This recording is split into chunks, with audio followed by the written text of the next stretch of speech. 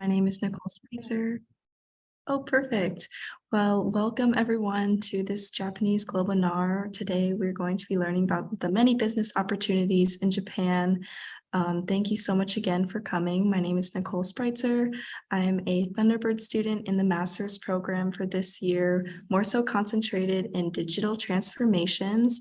I am a summer intern and more so concentrated in GC Tokyo and GC Japan. So thank you, Doug, so much for the opportunity to present today and to listen to all of these amazing speakers. I guess I would say for starters, if you do have a LinkedIn or a way to connect, please put that in the chat below. And then that way you can connect with the many different companies all around the world. So thank you again. Some of the more information is the keynote speakers today. So we'll first start off with Catherine. Maybe Doug, you could also do this as well, but so Catherine O'Connell, Shinichiro Suzuki-san, Dominic, Carter, and Miho Tanaka-san, thank you so much for coming today and speaking as well about the events that you have coordinated.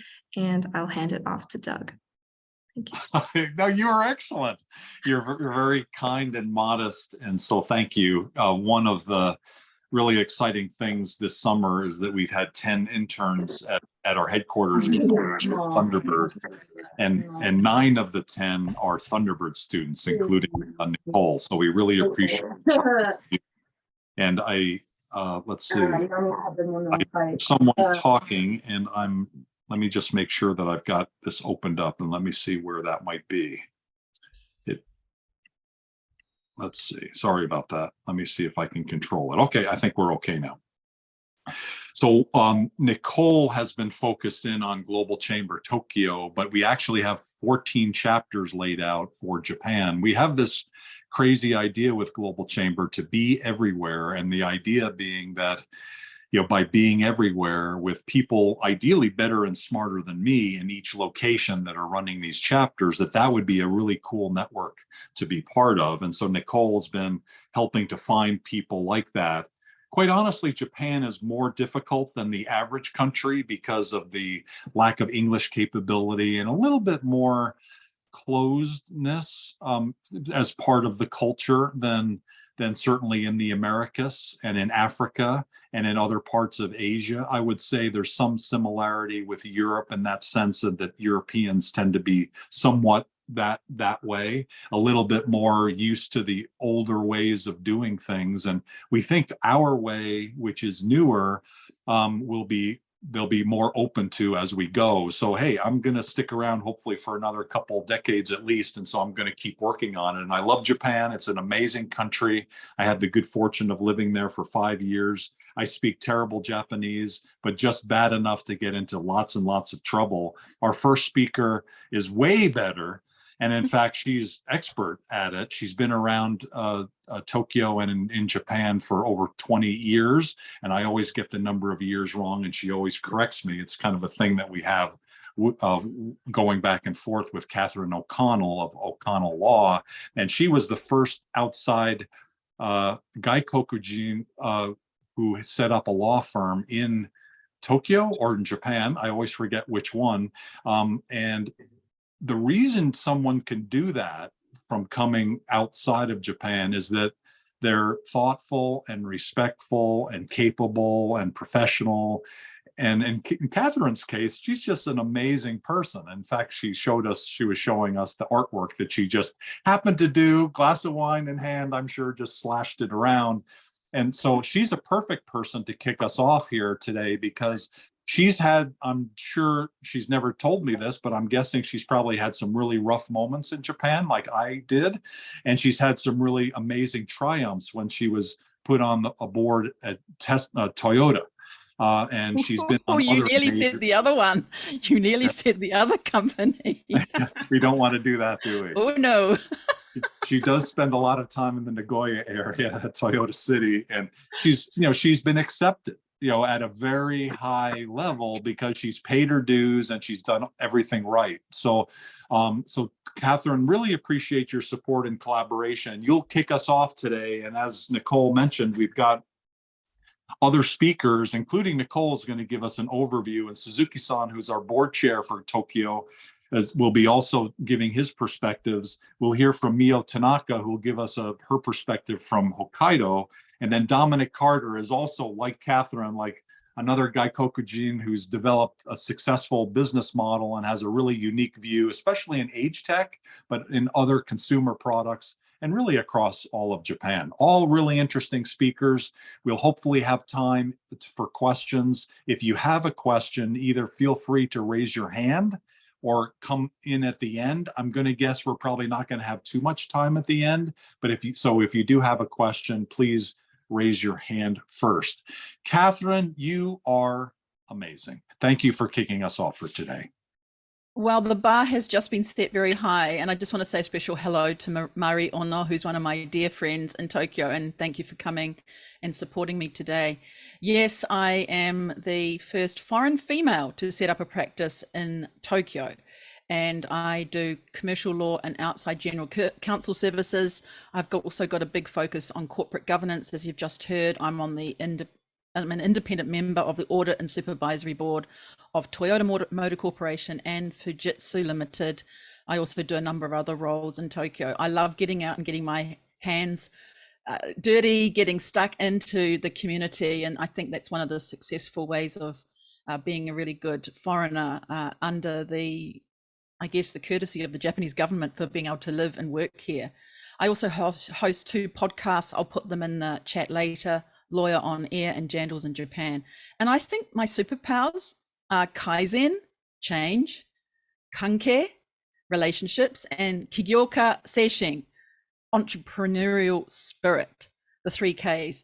So I think everyone needs a lawyer in their whole life, and sometime during their working life, they'll need someone, but socio-economic diversity doesn't always allow that. So I set up my business so where people can hire me for chunks of their time as an outside general counsel for them and embed in their business just for a fraction of time rather than hiring someone of full headcount.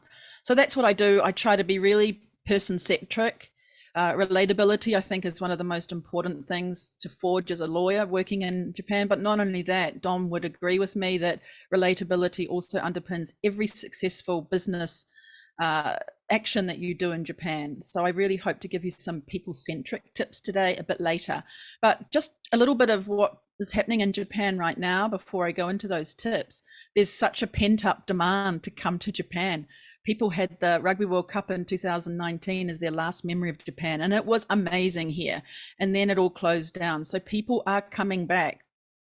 I went on a walk yesterday and saw 3 buses outside the Ritz-Carlton Hotel, and there were an Asian group, just masses of them getting on the bus.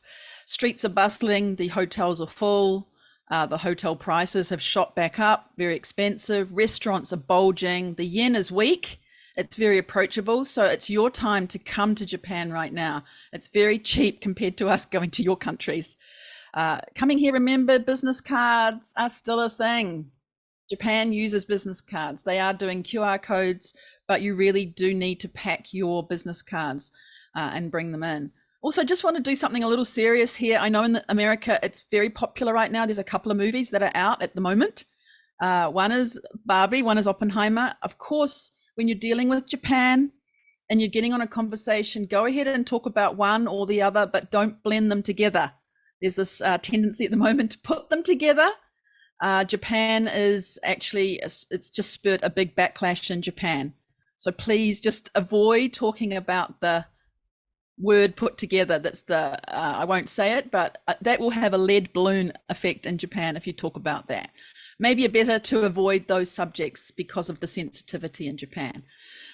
Other than that, what's hot here, we're seeing, and I know Dom's going to probably talk about this too, the rapid development of digital deployment across all industries. It wouldn't have happened so much if the pandemic hadn't happened, especially B2C businesses are having this adoption of digital. E-commerce is rampant. You can do anything through e-commerce, and it's really important to see that that's somewhere where you can leverage it even from outside of Japan. Enhancement of mobile applications, delivery services. Aging society, as you just mentioned before, has, I think Miho mentioned, it's bringing about a real interest in healthy foods, age tech items, and I'm sure Dom will talk about this. It's his passion and a business that he's doing it super well. The average Japanese person is getting out into the outdoors. They love it. Solo camping, glamping, adventure tourism, snorkeling in Okinawa. Doing these kinds of business ideas in Japan are really popular, but it's the gadgets and things that can help people to enjoy those activities more. Not so much trying to sell them new products, but an add-on to something they've already got. A feature that they could put in their tent, for example, or something to make their activity more enjoyable. In the business world, ChatGPT is consuming businesses here. They love it. Companies are allowing it. Strangely, I found this very, very fascinating for Japan to be a really embracing Chat GPT and to be using it to try and cut down some of the difficulties that have held Japan back. 4-day working weeks are also going under trial in several of the large Japanese companies, and sustainability is also on everyone's agenda. Japan's hot topic also, of course, is the unfortunate ranking of Japan in the gender gap index. It fell again from 116 down even further to 125. Japan really needs more systems in place to try and get more women on boards and other places, but it's trying. And I want to give Japan a bit of a hand clap because it is trying. The number of working women in Japan hit a record 30.4 million last year. And this is an increase of 1.22 million over the year, 5 years earlier. So it's trying to do what it can, but Japan does need to do a little bit more. Systems such as parental leave, reduced working hours have tried to help Japan bring back the balance of work and child rearing. All right, so these tips, okay, I'm stealing them from my own podcast. They're not my ideas. These are from my guests who came on the Jandals in Japan podcast. I'm snatching them. I asked them if they were going to write a chapter in a book for market entry into Japan, what would that be about? And I feel a little embarrassed because the master of market entry, Dom Carter, is on the call, but I'm going in for some different kinds of tips today. These are not about distributors so much as people-centric. I've just told you that from the beginning, that's my focus. And Japan's really like other markets, but really I also think it's very special, as you said before, Doug, it is rather closed. And so how do you deal particularly with Japan? These are cultural tips that come from selected guests. Rebecca, who's a manager of a hotel, that's a brand new hotel that's about to open in Tokyo next week. Adam, who's the former brand ambassador of Weber Barbecues, American fantastic brand that was zero in Japan, and he launched it to make it massive. Mel, my friend who works at NEC, and Mike, who's an entrepreneur working in tourism. Okay, so here we go. First one is to spend time at looking at Japan and how they do things in a very predictable way. It's not rocket science, Doug, but it is science and an art form put together. Literally standing and observing what Japanese people do gives you a sense of predictability and will tell you basically what everyone is doing. So get a real feeling and understanding for products by standing in the supermarket, by looking at the shelf and seeing what else is there.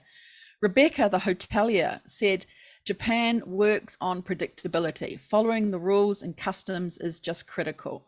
She stood in the hotel lobby and just observed what was going on. She said that was the massive way that she learned to absorb everything and really pay attention. She said also, this culture is definitely defined by rules, guidelines, and boundaries. She gave a really good example of Japanese who will check into a hotel at 3 o'clock and check out at 10 a.m. the next day.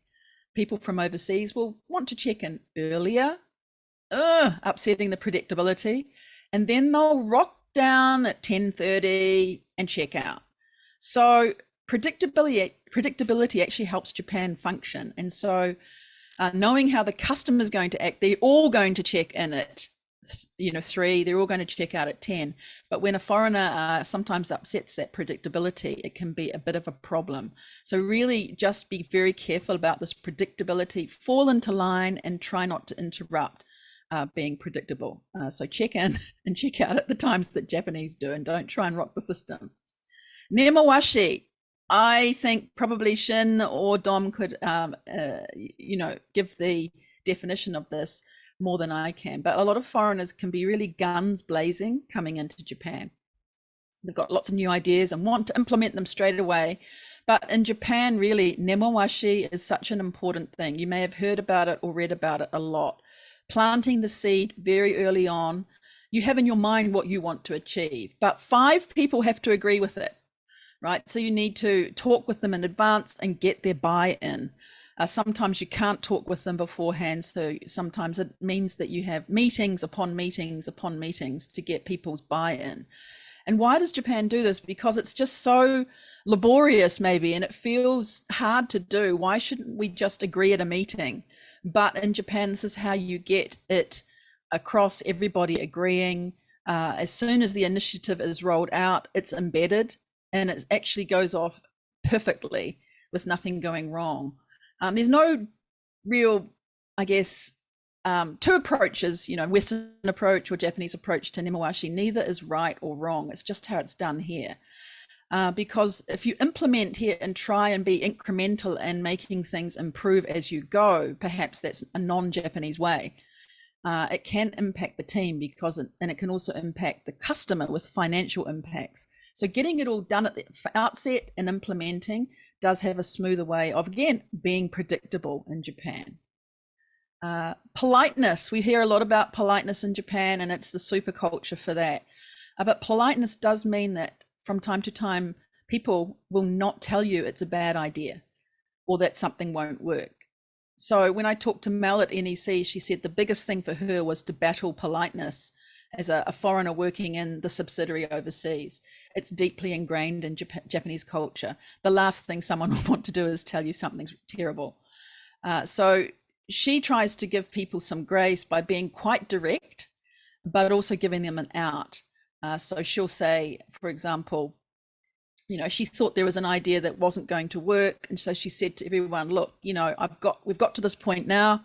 Just tell me, is this going to work or is it not going to work? And if it doesn't work, that's okay. And she found the magic just in those simple words. If it doesn't work, that's okay, because it gave an out. It actually ended up that they went through with this issue, but when she asked that and gave that permission to them, it allowed them to say a couple of things that might be tricky to get over. But she combined her Western directness to say, look, is it a go or no go? And then people actually agreed with her, and it went on to be a really good thing. So politeness can hold you back, but just moderating your directness as well can be really important.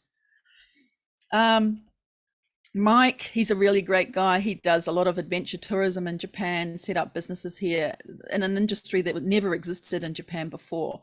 He said, try to do things the right way, but sometimes just doing it and asking for forgiveness later is the way to go about it in Japan. That's because sometimes there's no way to give you permission in Japan. If it's not written as a yes or a no in a clear rule, if it's gray, Japan will often just default to a no. So Mike's idea was to be a bit gung-ho, go out and do something. He called it using his gaijin card, his foreigner card. And then after that, apologizing and just letting it be. And some of the things that he's done, for example, setting up rafting tours and canyoning, are things that are not in the rule book in Japan, but he went ahead and did it, got buy-in from people through nemawashi in the community, and later they all just said, okay, that's fine. It looks like it's going to be good for us. But if he went and asked for permission first, it wouldn't have happened, and we wouldn't have this amazing industry here. Again, the old usual thing, good things take time, cliched or not. Things are going to take longer in Japan than you initially expect. If you're lucky, you might get some instant success, but usually it'll take a long time. So build trust, building relationships. It sounds, again, corny or overused, but it's just absolutely the only way you're going to have success in Japan. If you create that trusting relationship, it doesn't matter if another supplier or another operator is slightly cheaper or has some better terms. If they like you and they trust you, people are going to be loyal to you over and over again. So you've got to create trust. I realize the time is moving on, so I'm just going to move forward. Just give you the example that Adam did with Weber. I really want to tell you that one because it's quite interesting. Nurturing what you have rather than trying to sell more items to people. One thing that Weber did is try to sell barbecues in Japan. Now think about a Japanese house that doesn't really have a very big balcony. There's rules about having smoke coming out of the barbecues on balconies and affecting other people in the building. Yet, but Weber has become the most popular barbecue seller in Japan. Up until 6 years, a barbecue market didn't even exist in Japan. So people just did little grills where they did over charcoal on their balcony, perhaps, but not so it wasn't impacting others. But Weber were the first people in Japan to successfully build the world's first barbecue park. They also built Japan's first barbecue school, and they devised the world's first barbecue concierge service. Right, amazing ideas. So people go to barbecue places, they take their barbecue to a barbecue park, and they cook together. So if someone's going to commit to a really premium product like that, they're going to be a lover of this brand forever. So Weber keep doing this. They bring out new recipes for people to cook on their barbecue. They're not selling people new barbecues. They're selling the add-on, the atmosphere, the way to enjoy them. And I think that's really something that hopefully resonates in the way that business is done in Japan. Don't always try and sell something new. Sell a new way of doing something that people can enjoy what they've already got already. That's it, I think. There's a few more things I can put down in paper for later for sharing, but there's other speakers to get to, so I just want to leave it there and take a glass of water as well. Q&A later, I think, Doug. Okay, that sounds good. Yeah, please feel that was amazing. Great list. And I can imagine the barbecuing. That's really extraordinary. I'd love to learn more about that. Let's now go to Nicole. And again, if you have questions, please put them in the chat or raise your hand and we'll have time at the end.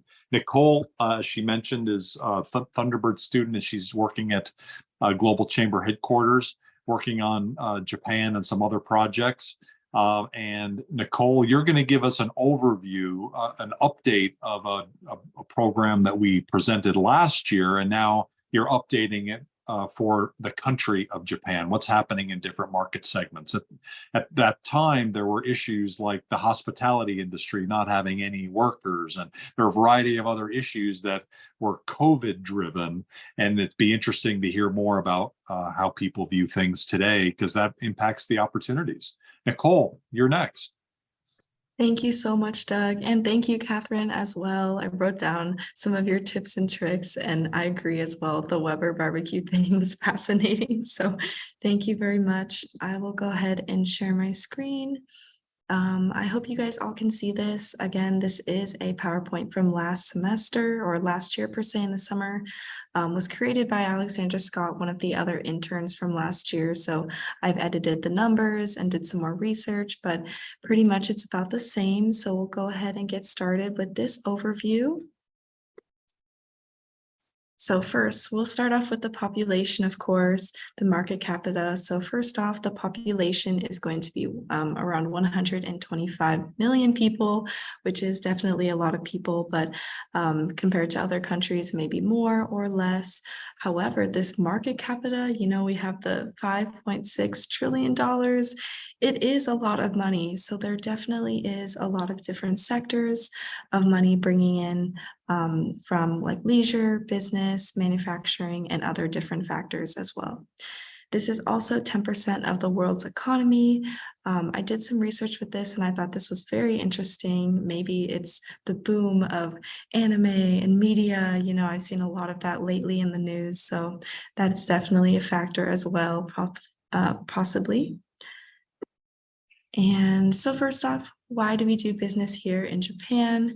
If you look at this map, this is going to be the map of Japan as well. So some things to note: it is the largest stock exchange in Asia.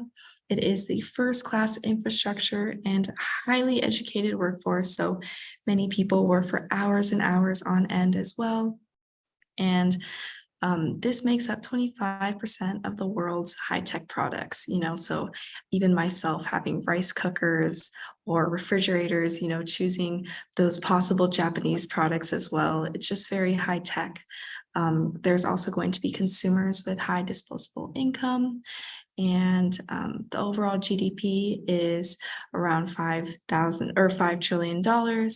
And then last but not least, the labor force participation rate is 62.9%, which is similar to the United States. And then again, to the right is the map highlighting Japan's major countries or major cities. And then most of these cities actually we have expanded within Global Chamber as well. So I think that's pretty cool. So an overlook as well, some of the cities that we are going to highlight is Tokyo, Osaka, Kyoto, Fukuoka, Yokohama, and Sapporo. And all these are going to be from JETRO website with the next statistics that I have combined and looked up as well. So the first stop is Tokyo.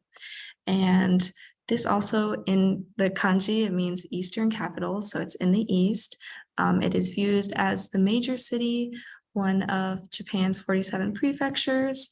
It makes up population of around 14 million people with a labor force of around 6 million people as well. It is home to the busiest train station in the world, with lots of trains, subways as well. So it's a very, very populated metropolitan area in the world. And then it also ranks third in the Global Power City Index, which measures the city's comprehensive power to attract people, capital, enterprises from all around the world. So Tokyo is definitely extremely attractive because of the economy, right? The R&D, research and development, cultural interactions, livability. We have many different areas around Tokyo that you don't necessarily need to speak Japanese. So that's also very interesting to note. And Global Chamber Tokyo is the main stop in Japan. Some other stuff includes business and technology. So there's going to be a lot of different startups. There's also going to be advanced manufacturing and robots. Like this is the important location to do business. And because it is a hub, you have all of these different and many foreign companies. There's going to be so many, already around 660,000 businesses with headquarters of over 75% of foreign companies in Japan. Oh, sorry, I missed one. It's the major industries. You have the electronic appliances, the automobiles, and just a huge variety of consumer items. Again, something I mentioned before, like rice cookers, the huge brands, Sumitomo, all that kind of stuff. So these major industries are from all around the world as well that you can visualize and purchase. So again, we had the foreign companies with many headquarters all around the world that come together in Japan.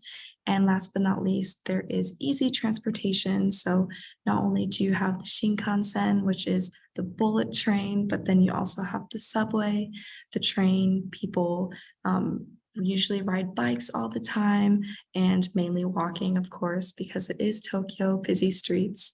The last time I visited Tokyo, there was this new Shinkansen that was on my rail pass. And so I tried it out and it goes, I don't know how many kilometers or miles per hour, I would say. So it's just such crazy technology that I think is incredible in Japan as well. So our next stop is Osaka, and this is going to be the second largest chapter for Global Chambers. This is going to take around 2 hours and 30 minutes by train from Tokyo. The population is a little bit less, obviously. There's going to be around 2.6 million people. And then within the prefecture itself, there's 8 million people. So here, there's so many different foreign residents from all over the world. We have around 250,000 with so many businesses, 180,000 businesses, which is the second largest amount throughout Japan, which is why this is also going to be our second largest hub for all of these businesses. And let's keep going for some more information. The economy, the culture, you have major industries, technology, and it's just an ideal location for high-tech startups. So you have the economic output, it exceeds that of most European countries, which obviously I think is incredibly interesting and equals that to Canada. If you think about the size of Japan and the size of Canada, I think the economy is just amazing. For those major industries, again, electronics, pharmaceuticals, machinery, chemical, etc. You have the major brands, Panasonic, Sumitomo, and etc. So Osaka also has a lot of different technologies. It's ideal for high-tech startups and conversions of world fashion, or it has a world of fashion, food, innovation, and biotechnology. So especially with food, each prefecture has a different dish that they always like to share. And so you can have takoyaki or okonomiyaki. Those are some famous dishes in Osaka. And I will admit, when I did go to Osaka, it was better than all of the other prefectures. When speaking about takoyaki or okonomiyaki, it was just delicious. So yeah, despite its very small size, I would say the economic output exceeds so much of those European countries and Canada. So it's a great place for a business. Next up is Kyoto, which is around 2 hours and 30 minutes from Tokyo by train. It's less populated than Osaka with around 1.5 million people and the total prefectural population of 2.6 million. Labor force is around 1 million people and then has nearly 200,000 establishments. So we'll go into, again, the economy and the culture within Kyoto. It's known for so many of its traditional handicrafts and tourist products, just like you see in the photos on the right.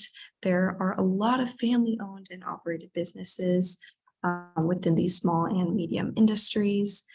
Then again, you have the handicrafts on the right, which very beautiful pictures. You can make your own tea. My friends and I, when we went to Kyoto, we made the most delicious matcha green tea. So it was very, very cool. There's so much culture here, right? So you have the 3,000 temples and shrines in Kyoto. That's usually what a lot of tourists go to see. And then it is home to some of the largest video game manufacturers in the world, such as Nintendo. There's another one called Q Games. So I thought that was very interesting. All right, we'll continue to Fukuoka. It is 5 hours from Tokyo by train, located right there.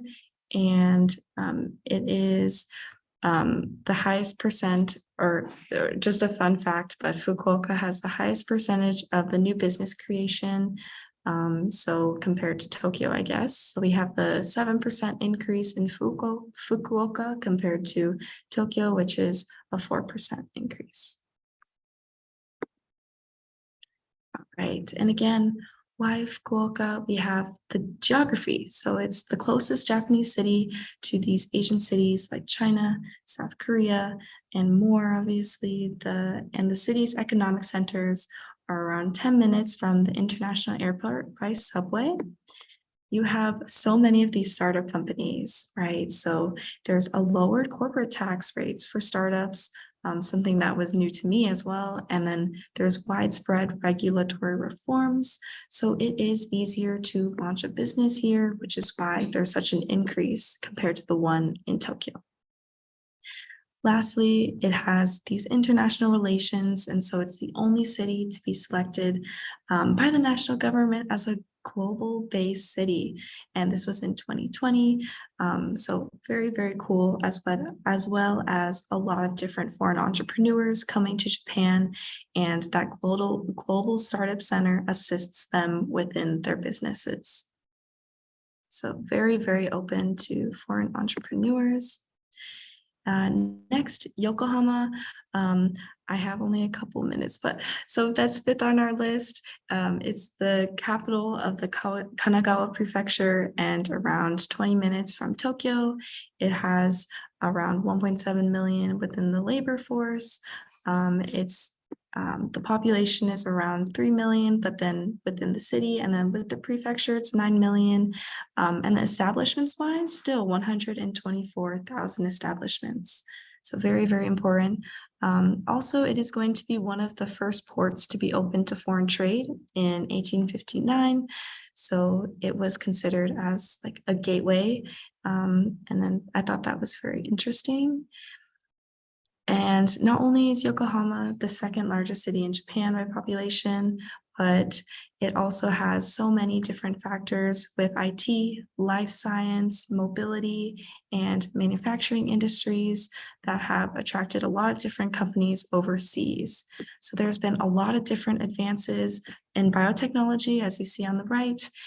So the population itself is quite skilled and educated within that realm. And then in particular, it's looking into its biotechnology industry and includes, it covers the expenses associated with it, as you can establish a base in Yokohama for first time in many different fields. So I thought that was very interesting.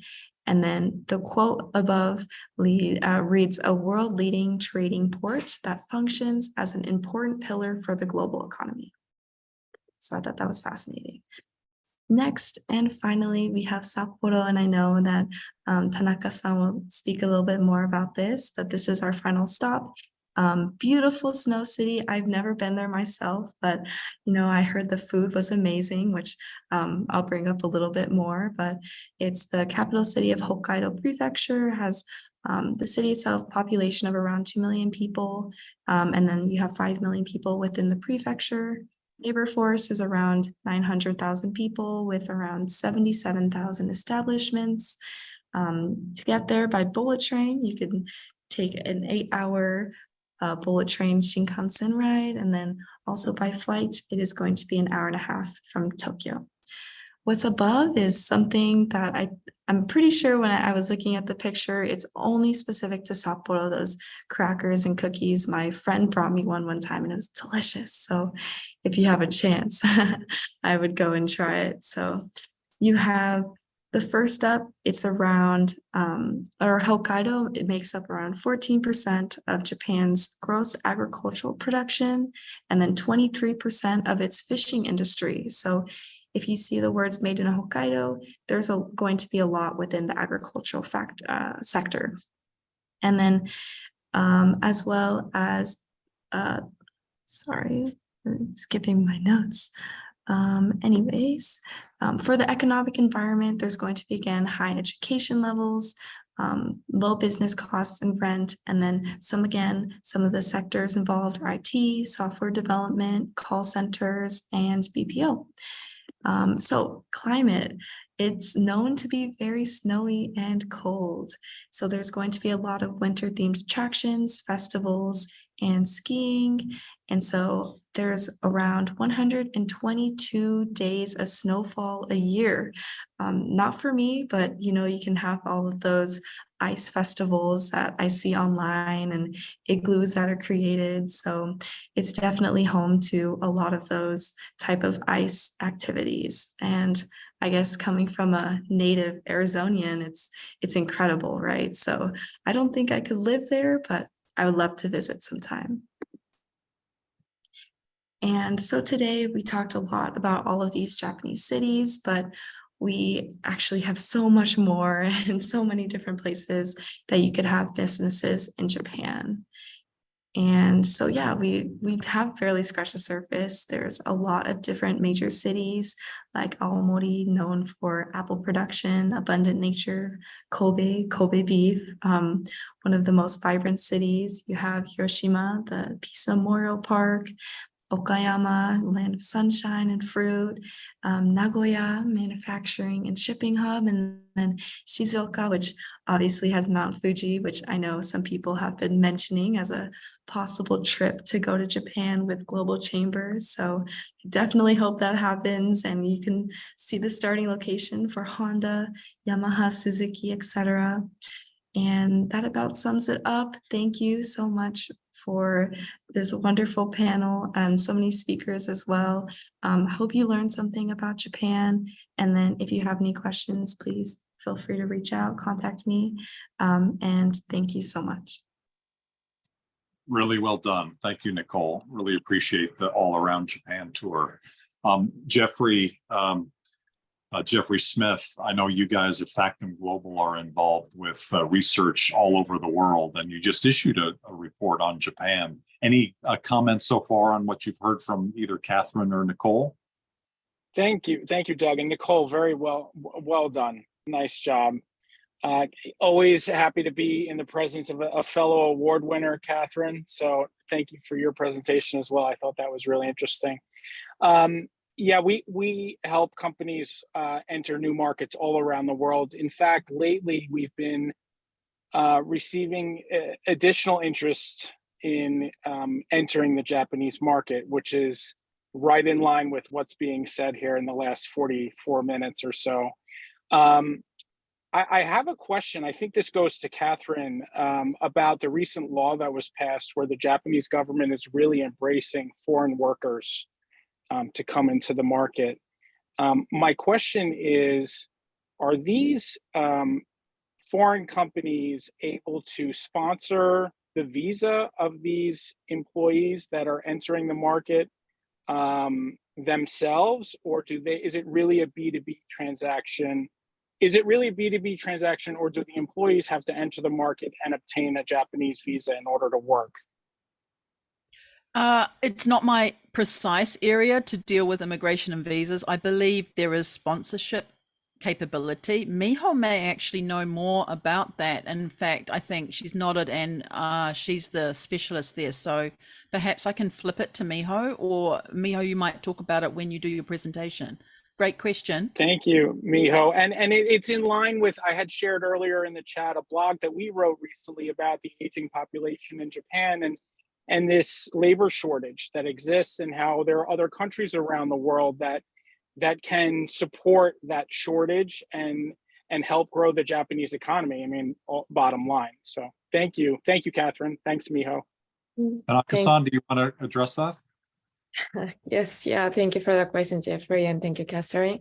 So currently, I think like maybe I have to study a bit more, but I don't think there is any like law or like any way that the foreign company sponsors the visa for the like employees working in Japan.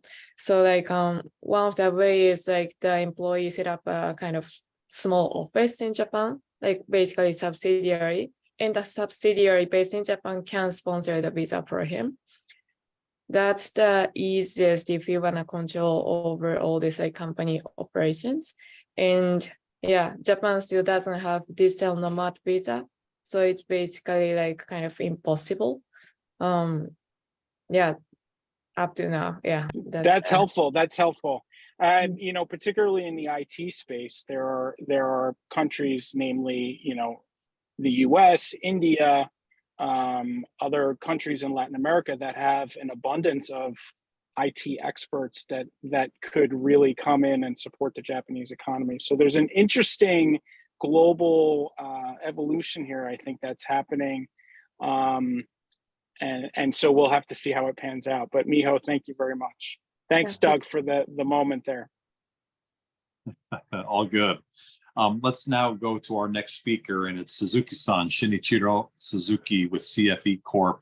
And I thought it was his father who started the company, but I learned it's his grandfather. So he's a longtime business family. And one of the really great things they do is have relationships, as Catherine was talking about, how important relationships are. They have relationships in many different industries, largely industrial, manufacturing, construction, medical, and others, and that's very helpful for companies coming into Japan. So Suzuki-san is also our Global Chamber Tokyo Advisory Board Chair. And so Suzuki-san, thank you for sharing some perspectives that you have of the market there. What would you like to share? Well, first of all, thank you very much for the opportunity being here and talking about just a little bit about myself. Born and raised here, lived in the States about 10 years. Since then, I have been working in my family business, which was established back in 1965, about 58 years ago. we have been helping overseas firms who wanted to do business in Japan. And my father started his own 3 companies here back in 1965. So again, 58 years ago. Well, overall, the market is widely open. Any new opportunities are rising. So good timing to approach the Japanese market again. The market itself seems to be still a little bit closed, but once again, it's much wide open compared to a few decades ago. So let me know if you have any questions or opportunities. You think you can do it. I'm happy to have a chat with you at free of charge, at least for first 30 minutes. Other than that, so once again, thank you, and hope to hear from you. Thank you very much, Suzuki-san. I really appreciate it. Let's now go to our last and final speaker, and then we'll have a little bit of time for questions. Dom Carter is from the Carter Group. They really are effective in a similar way to Suzuki-san, where he's hand carrying them to the connection. Prior to that, you need to do the market research to understand where to focus your effort, whether your products are going to work or not. They're experts in market research, and he's going to talk maybe broadly, but more specifically today about age tech. That we brought that up earlier in the conversation, and it's an area of focus for the Carter Group. Dominic, thank you so much for speaking today. No, thank you, Doug, for that introduction. And I just want to say that I agree with everything Catherine said. My head was nodding. I also want to agree with Nicole that the okonomiyaki is much better in Osaka. So good for that. But just to Catherine's points, I think a lot of it wraps up into culture. So we can say culture is everything about being successful in Japan at the micro level. So in your dealings with business associates, customers, staff, so forth, having a sensitivity for culture and all of those things that Catherine spoke about is very important. At the macro level in Japan, everything is demography. Everything in this country is driven by the structure of the population, which is aging, as we all know. The reality of the situation is that there has never been a country that has a demography that looks like Japan's. In the history of the world, there's never been a country that has so many older people in comparison to younger people. So this has a very interesting impact of making how we relate to aging be very, very deterministic of how the economy and country will end up. So it brings us to the question: is aging actually a problem? It's often couched in very negative terms. So aging is a problem that we need to fix. But the reality is that, whether it's a problem or not, it's a reality. And that in a country that's as technologically advanced as Japan, you would imagine that there's a lot of opportunities to use technology to improve people's lives as they age. So the area of tech as it regards to aging is one that we've been working for the last few years in Japan, and one that I think represents a very significant opportunity, if not probably the biggest opportunity in Japan right now. By 2025, there are some figures that say that it's almost like $1,000 billion opportunity. And given the size of Japan's economy, 5 trillion plus 5.5 around, and having 30% of the population over the age of 60, you can see how that might be the case. So just in the short time I've got, I just want to make a couple of very quick points about what I see the age tech opportunity as being. Firstly, it's a very wide opportunity. So it goes from this area of wellness that could start in your 50s. So someone from early 50s may well be starting to think about wellness and starting to think about tech and intervention in that context. As we get a little bit older into our 60s and 70s, then we're talking about prevention of age-related problems. So we start to get a little bit more proactive in terms of looking at where we might need some assistance and so forth, and looking for solutions around that. And then as we get into our 80s and 90s, then yes, we're going into care, and care tech is definitely part of age tech, but age tech is not just care tech. Age tech is everything that represents a positive response to aging. And of course, everyone's journey looks a little bit different with aging as well, but they're just kind of some broad buckets. Now, in terms of three key sectors we can look at, obviously medical and pharmaceutical, medical devices is an obvious one. Caregiving, also, retirement homes, daycare services, nursing equipment, everything that makes those businesses and those services work better is a legitimate opportunity as well. But also in the consumer products industry, I think that we need to remember that when I first started off doing research in Japan, which is quite a long time ago, about 25 years ago, we used to cut our surveys off at age 50, as if people over the age of 50 had, played no role in the success of these concepts that we were looking at. Well, that's definitely not the case now. So we need to be looking at things like food, premium food for older people is a big one. Communications, fitness, all of these kinds of areas. So they're three broad buckets in terms of the opportunity. Just lastly, I want to mention that there is a heating up startup movement in Japan. The government is very supportive of this. My firm, we've scouted 20 startups around the world, and we're going to hold a competition in October to identify 3 startups that we think are worthy of greater support, and we'll be doing research and market entry support for these companies. So I hope I didn't go over time, but that's just a very, very broad overview of what I see as the age tech opportunity.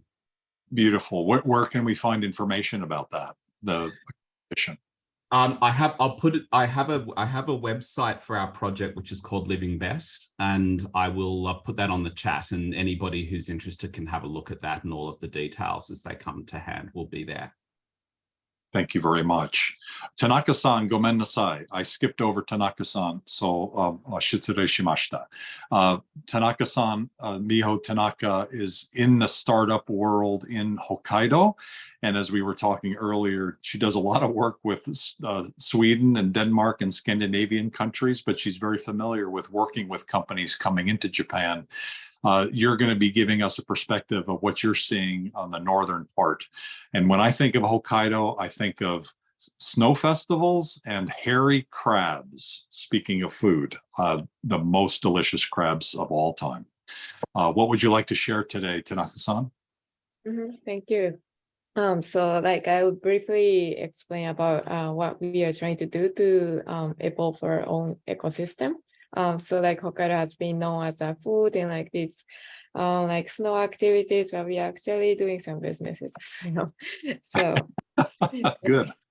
Yeah, so there is Sapporo. It's north part. It's only 24 Celsius degree right now, so it's only 75. It's not like 100 Fahrenheit. So it's a very comfortable city to live. And we have maybe 3 focuses nowadays: green transformation, agri-food, and also space tech. These are the 3 main sectors that we are looking at. Why green transformation? Because 22% of the entire Japanese belongs to Hokkaido. And recently, 30 to 40 trillion Japanese yen GX fund, Green Transformation Fund, was launched. So they are really trying to focus on renewable energy such as solar, wind, geothermal, hydroelectricity, and also biomass.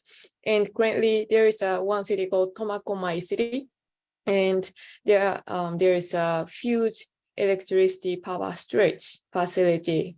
So they are now trying to store this electricity power and deliver it to the mainland Japan. And Hokkaido is trying to be carbon zero by 2050. So also agri-tech have, of course, And Hokkaido's food self-sufficiency rate on calorie basis 206%, whereas Japanese national average is only 37%. So Hokkaido is basically producing 23% of the Japan's self-sufficiency rate, and like Hokkaido is covering 23%. And also, each farmer has on average 39.4 hectares of farmland, which is 18 times bigger than the national average. So Hokkaido's agriculture is like a bit different from the mainland Japan. Big scale, kind of similar to maybe like US. Of course, it's much smaller than the US. And space tech. We launched the very first public spaceport in East Asia. It's called HOSPO Hokkaido Spaceport. And Hokkaido is trying to be the space hub since 1985. So it's not something that we just launched, that we have been dreaming for this, and we finally launched this spaceport. And this is the only place that we can do vertical rocket launch and also horizontal rocket launch because of the geographical advantage. So we are now focusing on these 3 sectors specifically. And our focus is creating a trust-based community, and especially for international founders, we set up startup visa initiatives, subsidy programs, and bridging ecosystem. And these are a bit technical thing, but for startup visa process, we are the only and the first city that digitalized the entire visa process, and also we accept all the applications in English. So since the last year, we invited about 20 new international startup founders. And we also provide subsidy that covers up to 300,000 Japanese yen to cover flight ticket, housing, hotels, and moving in cost. The coverage is 50%, but I think this is the easiest subsidy for soft landing in Japan. And we support startups, and startups has different stages. And I strongly recommend everyone to come at least after they get to proof of concept stage. Some of them are trying to enter Japanese market when they're still ideation phase, but at least they should have prototyping so that they can easily talk to government and get government support. And it's even nicer if they have already gone through proof of concept stage. So let's see. Also, I want to also say that we are special because of the P-Point community. I have worked with several governments in mainland Japan, mainly Tokyo, sometimes in Kansai. I would say Hokkaido people, government people, startuppers, startup supporters, we are the most supportive people. So I would like to invite new people to our system. And to get to know better about Hokkaido ecosystem, we have a Tokachi Agri-Food Summit on October 12th. On the same time, at the same location, we also have a Hokkaido Space Summit. I heard Horiemon might be coming here. One of the very famous venture founder. And also we are trying to launch a Hokkaido Innovation Week on January 29th to February 2nd next year. So you can also see the most beautiful powders now that time. And also we were inviting around 1,000 people, including investors and startup people and startup supporters. So if you still have time, please keep your schedule and I'll update you about all this information. So this is what's happening in Hokkaido in a business scene. And this is all from my side. Oh, also there is one opportunity in Hokkaido just launched 3 days ago. So this is a POC opportunities, proof of concepts opportunities for startups that want to collaborate with 12 municipalities in Hokkaido. So it's a very nice way to start collaborating with Hokkaido, and we are now accepting new applications. So if you know anyone or if you are interested in these challenges, please feel free to DM me. So thank you very much. Beautiful. Could I ask you and the speakers, do you mind going over another 10 or 15 minutes? Does anybody have a problem if we finish a quarter after? I'm Is it- okay, Doug. Yep. I'm sorry? I'm okay, Doug. Go for it. Okay, thank you. I appreciate it. So we have enough time for questions. It's great. I had two quick questions for you, Tanaka-san, and then I'll open it up to the floor. Number one is earlier, Nicole talked about Fukuoka as the startup area that's lower taxes and some advantages. How would you contrast what you're doing with the Fukuoka region in terms of pluses and minuses? Good question. So thank you. So Fukuoka is of course doing an amazing job. They're the first one launching the all this startup support initiative. And also we are trying to look at the result now. And Hokkaido's trying to create a sustainable community. And our focus is not, for example, not only just distribute the visa, but we really care about how these founders can sustainably operate a business for the next couple of years or decades. So I think that's the big difference. Also, I think Hokkaido is facing all the social challenges such as aging population 10 years faster than the other cities. So there are lots of cities that lacks laborers. And so that's something that we're kind of unique about. We're on the kind of first runner of facing all these challenges. So this is the great ground to test the new ideas and invite new companies to try out all these new solutions. So I think that's something unique about us. And also Fukuoka already established many initiatives, but Hokkaido just launched all these new initiatives, especially for international founders. We just launched everything last year. And we launched all the startup support initiatives, I would say 4 or 5 years ago. So there is still lots of flexibility that we can change to do something better. So that's something maybe everyone is interested in, I think. Interesting. My other question is, how did you get to where you are? Why are you doing what you're doing? How did you find your way to do what you do? It seems like good and fun work. How were you able to do that? Get involved with the startup community and help companies be successful, work with foreign companies. It's not the normal Japanese path. I think I'm unique, yes. I just thought if I didn't do this, nobody will really help all these international people. On top of all the challenges that entrepreneurs face, these international founders are facing lots of challenges, including visa, residential status, and I thought we just need to do something. And why I chose Hokkaido?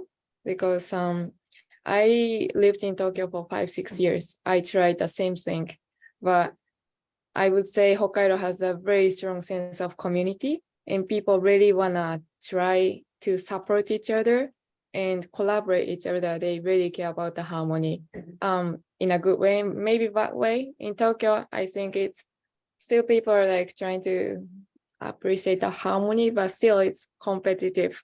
It's more club.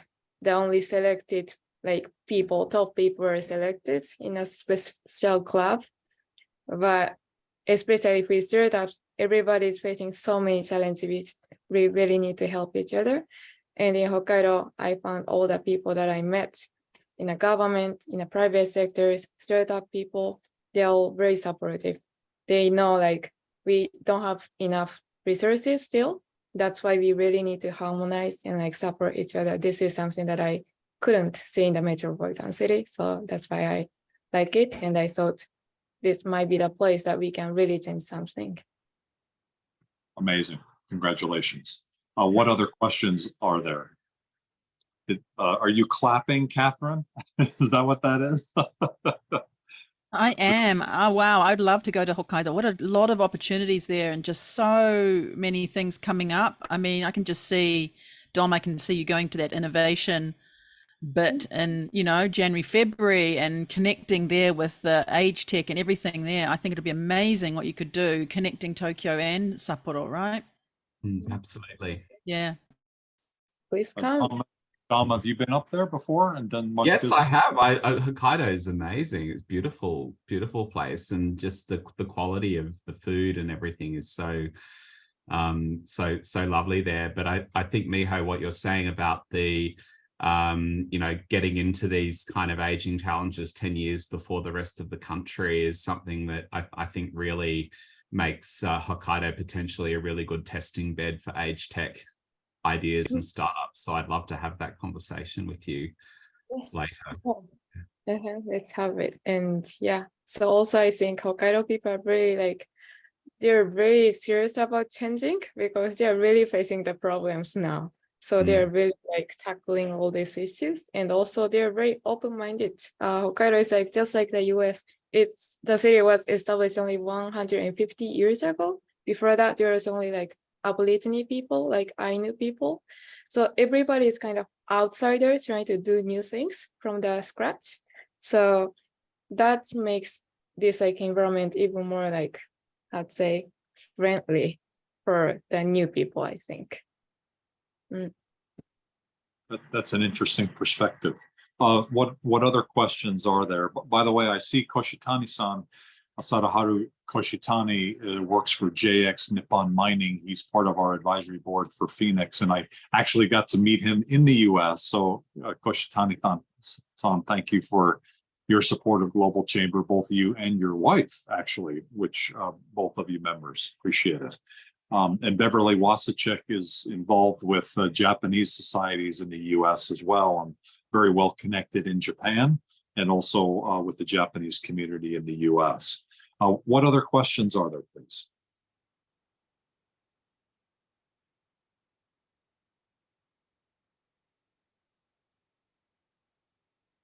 No questions, Anita? Anita Rodell and I were in a meeting earlier.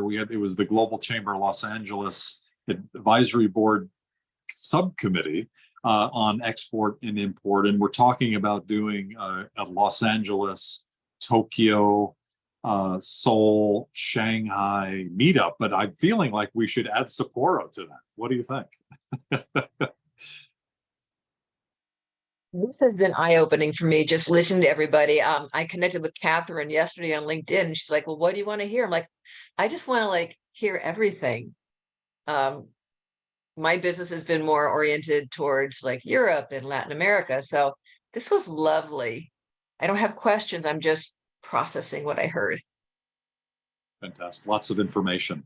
Nihi Sanusi is from Lagos, Nigeria. He's our board chair for the chapter there. And Nihi, if you're doing business in Africa, he is the person to know because he knows people all across the continent, and he's a trusted professional that we've been working with for years. So, and he's actually putting together an investor forum for Africa for Global Chamber that I think is in September. So Nihi, it is very late there.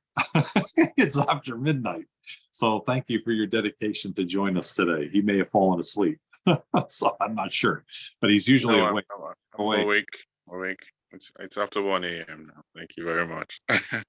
You're amazing. Did you take anything away from the conversation today?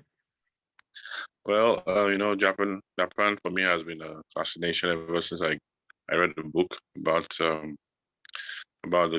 the country, about the culture. A lot of respect, a lot of values that quite a number of us need to imbibe for the long term. So in all, Japan has been very fascinating for me, and so that's I'll leave it. That's where I'll leave it for now. Thank you very much. Thank you. Good thoughts.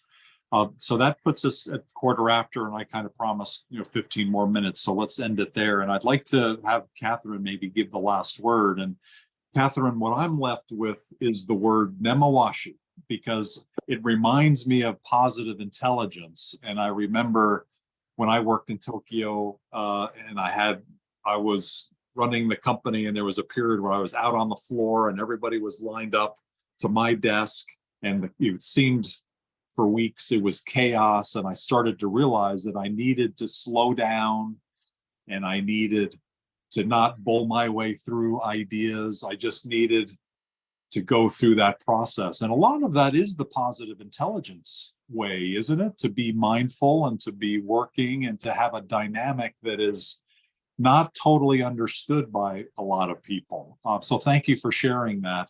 What would you like to conclude our conversation today with? I just think it's absolutely that. Nemawashi, I mean, the origins are around trees and how we grow and nurture trees. Ne is the roots and mawashi is around it. So it's digging around the roots. So great care is always taken to dig around the roots of a tree, right? Otherwise, if you damage the roots, you will damage the nutrients coming up through the tree and the tree won't grow, the leaves will fall off, etc. So that's why it's such an important word in Japanese culture. And I think you've just honed in on it. That would be, if you're very interested, I would say go further and research about nemawashi. Ask Japanese people, ask Miho-san, ask Dom, myself, how nemawashi has worked for us. It's obviously working very well up in Hokkaido and Sapporo. So I'd leave with that. And just, you know, my tips were, as I said, not rocket science. They're just science and art together. And that's the way that Japan is successful and the way that it continues because of the respect for the culture. And I think coming in here, that's one of the biggest things. Dom also called that out. I'll leave it there. It's encouraging, isn't it, that Japan's economy seems to be doing stronger generally than kind of the stagflation period of time. Is that fair to say, or am I kind of reading too much into what I'm reading? I always take my clues from what's happening outside the window when I go out, and it's honestly, it's bustling again. And so it was severe through the last few years, but I think Japan is up and running. Certainly the companies that I work very closely with, things are going very well there. And I think that's always a great sign when you know the big companies are doing very well, because they, at the end of the day, support the 95% of Japan companies, which are small SMEs, right? They are intertwined in the same ecosystem. We can't deal with that. The big companies can't do well without the smaller companies. Makes sense. Dominic, would you like to make any final comment? Look, other than to say, look, I agree with what Catherine was saying about the economy, and I think it's a very, very different atmosphere now than it has been, and I think now is actually a very good time to look at Japan, and our inflation rates are lower than they are in other countries. The yen is crazy low. Like, Japan is on sale, guys. So really, and I don't know how long that's going to last for. So it's really a very good time if you wanted to invest in this market to do it right now. So yeah, that's what I'd like to say about Japan. Okay, very good.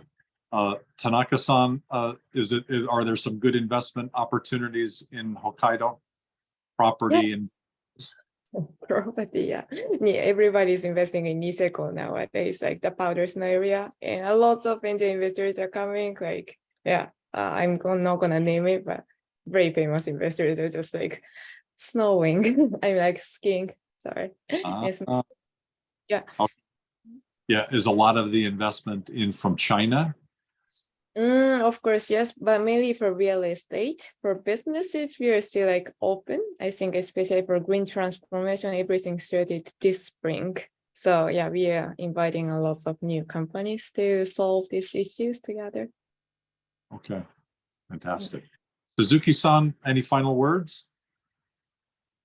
No, if you want to invest into real estate, Hokkaido is definitely one of the best places in Japan. Oh yeah, it's a really growing market in terms of real estate. And 99.7% are SMEs here in Japan, but still growing well. So far, so good. So that's all. Fantastic.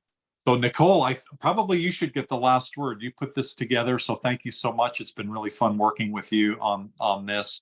I'll let you make any closing comments you'd like, and then we'll close the room. How about that? Sure, Doug. Thank you so much. And thank you all for coming today. I think everyone said it very well that, you know, there is always a great future ahead for Japan, as well as the many business opportunities that we discussed today, many events that are coming up as well. So just would like to take a moment and say thank you again so much. And I really, really appreciate everyone for joining us today, and looking forward to more events, more opportunities like this in the meantime. But thank you again, Doug, as well, for leading me on this and giving me the many milestones that I needed as well. So I really appreciate it. And thank you all again. Great job. Thanks, everybody. Thank you. Thank you. Take care. Have a good day or good night. Bye, everyone. Bye. Thanks. Take care. You too.